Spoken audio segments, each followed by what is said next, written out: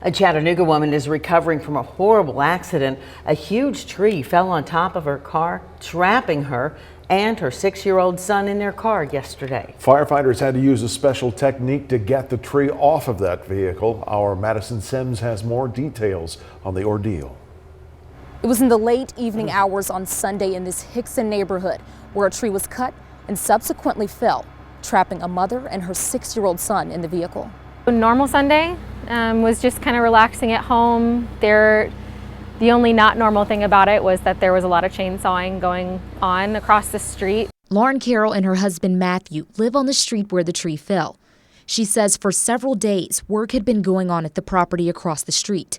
So when they noticed the tree being cut down, they didn't think much of it. Suddenly out of nowhere there was this, what felt like a mini earthquake, loud snap, and a big flash of light.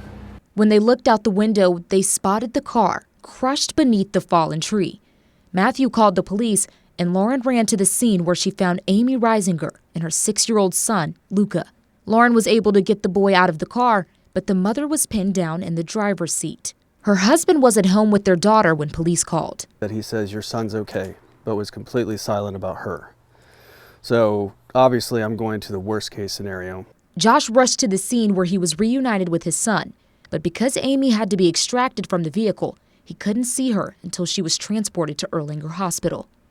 As far as I know, there's no life-threatening issues. It's just, she's just really banged up. Josh says he's grateful that his wife and son are still here and is thankful for the outpouring of support from the community. As the father of 4 is left picking up the pieces, he encourages other families to develop an action plan in the case that tragedy ever strikes. If you think about these things, what will you do if this were to happen in your life? Like, put it together, you get that phone call. What are you going to grab first? What are you going to do first? Reisinger says that even when we try our best, accidents happen, and he isn't upset with the person responsible for cutting the tree. In Chattanooga, I'm Madison Sims, Local 3 News.